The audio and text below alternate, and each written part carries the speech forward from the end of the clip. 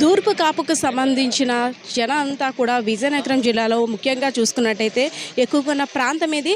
అయితే తూర్పు కాపులకి మాత్రమే ఎంపీ ఎమ్మెల్యే సీట్లు కేటాయించాలని అనేక సందర్భాల్లో కూడా తూర్పు కాపులంతా కూడా వెనక్కి నెట్టివేయబడుతున్నారని, ఇక్కడ తూర్పు కాపులకి ముఖ్యంగా న్యాయం జరగాలని ఇక్కడ తూర్పు కాపు సంఘం నాయకులంతా కూడా పోరుబాట పట్టారు.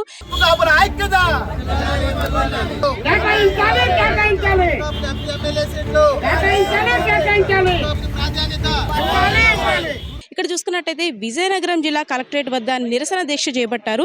దీని గురించి మరింత మాట్లాడేందుకు మన ముందు కొంతమంది తూర్పు కాపు సంఘం నాయకులు అయితే ఉన్నారు. సార్ చెప్పండి, గత కొన్నేళ్ళుగా తూర్పు కాపుకు సంబంధించిన ప్రజలందరూ కూడా వెనక్కి నెట్టివేయబడుతున్నారే అనేసి మీ నినాదం. సో దీనిపై మీరేమంటారు? యాక్చువల్లీ ఆంధ్రప్రదేశ్లో ముఖ్యంగా తూర్పు కాపులు అత్యధిక జనాభా ఉన్నారు. జనాభా తామాసా ప్రకారంగా మాకు 7% ఉన్న రిజర్వేషన్ 12% కావాలని, అలాగే బీసీడీ నుంచి బీసీఏకి మారాలని, ఉత్తరాంధ్రలోని ఓబీసీ ఉంది, అలాగే మిగతా అన్ని జిల్లాల్లో కూడా ఓబీసీ కల్పించాలని, తూర్పు కాపులు అత్యధికంగా ఉన్నటువంటి నియోజకవర్గాల్లో తూర్పు కాపులకి మాత్రమే ఎమ్మెల్యే ఎంపీ సీట్లు ఇవ్వాలనే నినాదం చాలా సంవత్సరాలు బట్టి మేము చేస్తున్నాం. కాకపోతే ఓట్లు మావి సీట్లు వేరే వాళ్ళు అనే విధంగా ఇక్కడ తయారైంది.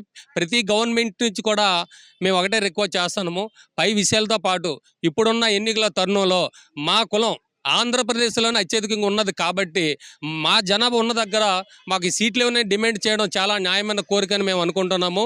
ఒకవేళ ఇవ్వకపోతే మా తాలూకా తూర్పు కాపు జాతి తాలూకా ఔన్నత్యం మేము ఏంటనేది చూపిస్తామని ఈ సభాముఖంగా తెలియజేస్తున్నాము. ముఖ్యంగా విజయనగరం జిల్లా చూసుకున్నట్టయితే తూర్పు కాపు ప్రజలంతా కూడా అనేక సమస్యలు ఎదుర్కొంటున్నారు. అటు రాజ్యాధికారంగా చేపడుతున్న పదవుల దగ్గర నుండి కూడా వలసలు వెళ్ళే వారు కూడా ముఖ్యంగా ఈ ప్రాంత వాసులు అయితే ఎక్కువగా ఉన్నారని చెప్పుకోవచ్చు. దానిపై మీరేమంటారు? చాలా వరకు కూడా వలసలు అనేది ఏంటంటే, రాజ్యాధికారం అనేది సపరమైన ప్రజలకు అందిస్తే బాగానే ఉంటుంది. రాజ్యాధికారం కొంతవరకు వారసత్వ రాజకీయాలకి తరదింపి వలసలు అనేది ప్రధానంగా మనం అరికట్టవచ్చు. ఎందుకంటే ఇక్కడ పారిశ్రామికంగా ఇక్కడ తూర్పు కాపులు మేము ఈ విజయనగరం జిల్లాకు వస్తే అత్యధిక సంఖ్యలో కానీ మా తూర్పు కాపులో ఉన్నాం. మా తూర్పు కాపులకు తగిన ప్రాధాన్యత ఇవ్వకుండా ఈరోజు చాలా వరకు మీరు చూస్తూనే ఉంటుంటారు. ఓట్లు మావి సీట్లు వాళ్ళవి అన్నట్టుగా సందంగా చాలా వరకు తయారవుతుంది. వలసను ప్రధానంగా ఆకర్షించడం మేడం గారు, ఇక్కడ ఉన్నటువంటి అభివృద్ధి పదంలో నడిపించే ఒక సరైన నాయకత్వం ఉన్న ఒక లీడర్ వచ్చేటప్పుడు ఏంటంటే ఈ వలసలు అనేవి ఆటోమేటిక్గా అవుతుంటాయి. ఎందుకంటే మా తూర్పు కాపులో కూడా బలమైన క్లీడర్లు, అలాగే వ్యాపారవేత్తలు, ప్రముఖ పారిశ్రామికవేత్తలు కూడా చాలామంది ఉన్నారు. వాళ్ళకి సీట్లు కానీ కేటాయిస్తే ఈ వలసల్ని ఆకర్షించే ఈ వలసల్ని అరికట్టడానికి దోహదపడుతుందని చెప్పి కోరుకుంటున్నాను. తూర్పు కాపులకు సంబంధించి అన్యాయం జరుగుతుంది అంటున్నారు సార్, దానిపై మీ స్పందన? తూర్పు కాపులు విజయనగరం జిల్లాలో అత్యధికంగా ఉన్నటువంటి తూర్పు కాపులు ఉత్తరాంధ్రలో విజయనగరం జిల్లాలో ఎక్కువ మంది ఉన్నారు. సుమారు 42%, 45% తూర్పు కాపులు ఉన్నారు. మరి ఇక్కడ తూర్పు కాపులు అనే వ్యక్తికి ఏ పార్టీ ప్రధానమైనటువంటి పార్టీలు ఏవి కూడా గుర్తించలేదు. ఇప్పటి వరకు కూడా ఎప్పుడు సుమారు 4-5 టర్ముల నుండి కూడా ఎంపీ సీట్ని తూర్పు కాపులకే కేటాయించేవారు, గెలిచేవారు కూడా ఏ పార్టీకి ఇచ్చినా. అటువంటి వ్యక్తులకి తూర్పు కాపులకి ఎంపీ టికెట్ ఇవ్వడం మానేసి ఇప్పుడు ఎక్కడి నుండో వచ్చినటువంటి వలస నుండి వచ్చే నాయకులకి ఇక్కడ ఇవ్వడానికి చూస్తున్నారు కొన్ని పార్టీ వాళ్ళు. అలాగా ఇక్కడ విజయనగరం జిల్లాలో మాత్రం అది జరగని పని. ఎందుకంటే ఇక్కడ కార్పొరేషన్, పెద్ద కార్పొరేషన్ ఏదో వైజాగ్ లాంటి జిల్లా కాదు. ఇక్కడ ప్రతి ఒక్కరూ గుర్తించగలిగే శక్తి ఉన్నటువంటి తూర్పు కాపులు ఇప్పుడిప్పుడు మేధావులుగా చదువుకొని గౌరవంగా బతికేవాళ్ళు, ప్రజలతో తిరిగేవాళ్ళు ఉన్నారు. అటువంటి వ్యక్తులకి ఇస్తే మేము తూర్పు కాపులు అందరం కూడా మరి గెలిపించడానికి ముందుకెళ్తాము. అటువంటి వ్యక్తికి ఇవ్వాలని, మరి అటువంటి వ్యక్తికి ఇచ్చేటట్లయితే కొన్ని ఉద్యోగాలు, మరి యువతకి ప్రాధాన్యత కల్పిస్తానని ఇప్పుడిప్పుడు వస్తున్నటువంటి నాయకుల్ని గుర్తించాలని మా తాలూకా ఒపీనియన్. ఈ పోరుబాట కార్యక్రమం అలాగే ఈ నిరసన దీక్ష తెలపడానికి ముఖ్య ఉద్దేశం ఏంటంటే, మా విజయనగరం జిల్లాలో ఇక తూర్పు కాపులతో పాటు మిగతా బీసీలందరూ కూడా కూలీనాలి చేసుకుని బతికేవాళ్ళు. మొన్నటి వరకు విజయనగరంలో జూట్ ఫ్యాక్టరీలు ఉండేవి, సర్వరా టెక్స్టైల్స్ ఉండేవి, అలాగే పప్పుల మిల్లులు ఉండేవి, చాలా ఫ్యాక్టరీలు ఉండేవి. మరి అప్పుడు ఈ ఫ్యాక్టరీలన్నీ కూడా పదవుల్లో మీరు పరిపాలనలో ఎత్తేసారు.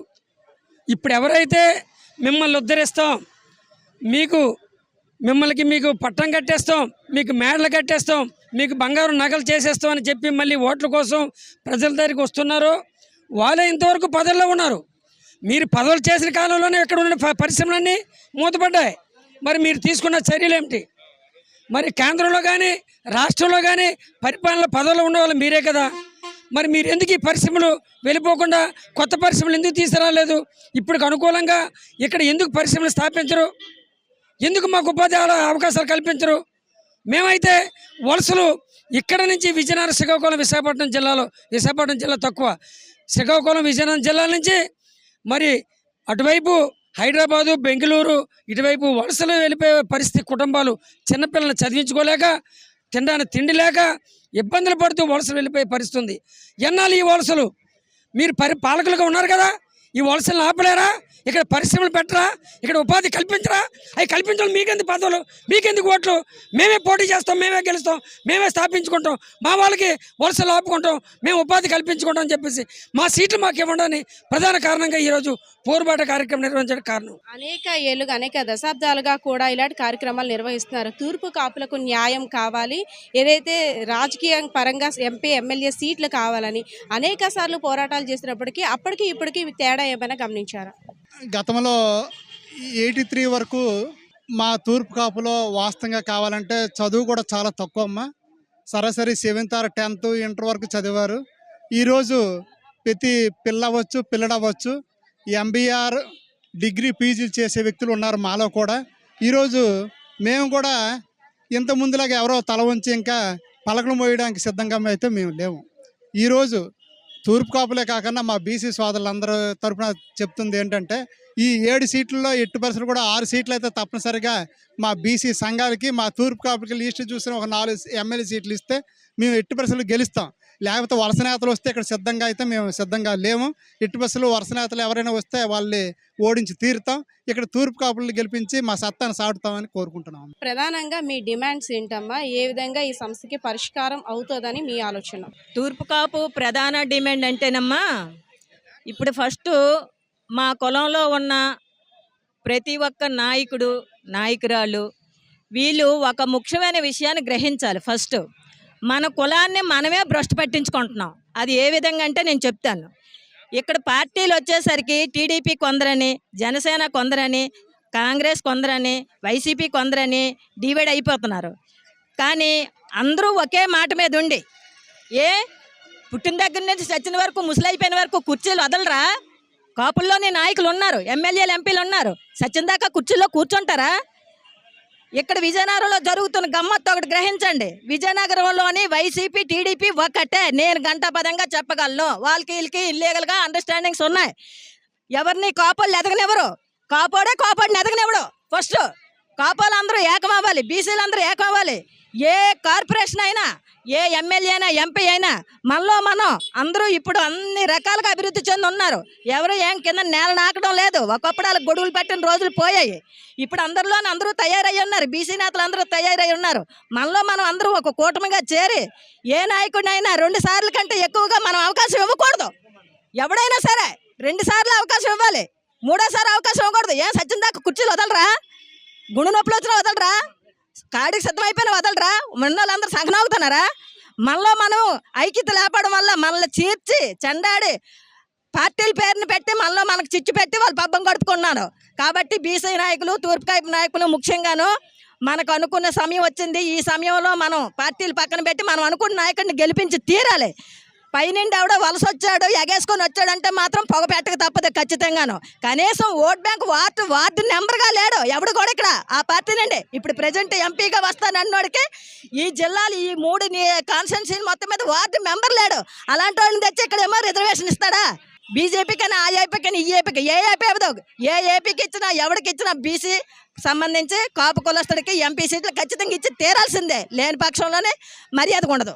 అనేక సంవత్సరాలుగా తూర్పు కాపులు అయితే అనేక సమస్యల వలయను చిక్కుకుంటున్నారని, అలాగే ముందుకు రాని పరిస్థితి అయితే ఈ ప్రభుత్వం ఇలా చేస్తుందనేసి అయితే ఇక్కడ ఆరోపిస్తున్న పరిస్థితి. తన డిమాండ్ తప్పనిసరిగా పరిష్కరించాలని కోరుతున్నారు. పరిస్థితి అయితే కెమెరా పర్సన్ శ్రీనివాస్తో పద్మ, సుమన్ టీవీ, విజయనగరం. కేటాయించాలి